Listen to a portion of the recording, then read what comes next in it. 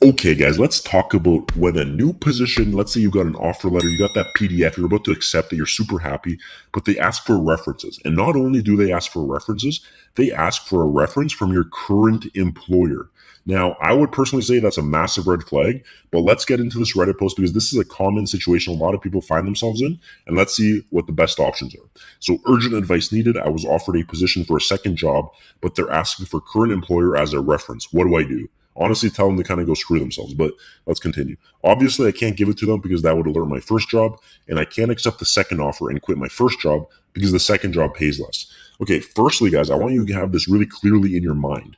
Quitting your first job is not even an option here. Nothing is finalized until the company that you're interviewing at gets everything they need from you, and all that's left is you waiting for your start date. Before that, there's no offer that you have. You don't have anything, okay? You have to ignore that. Because if they require background checks, references, nothing is finalized. What if they get a bad reference? What if the background check, even though you might have a perfectly clean record, what if something comes up? You never know.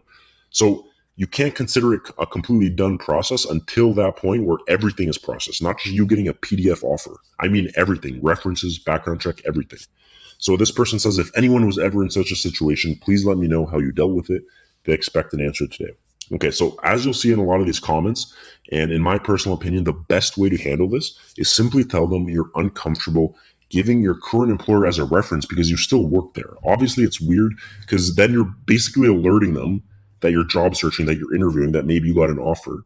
And then let's say not even that reference, maybe another reference goes wrong and you don't end up getting the full offer. Then what now? Like you're just stuck at that same position and they know you're interviewing and it's just an awkward situation. They might even fire you, like genuinely might get rid of you, right? So you can't do that and you should never do that. And if you tell them you're uncomfortable with that, just like this person says down here, and the company you're interviewing with keeps insisting that they need it, then obviously huge red flag, massive red flag.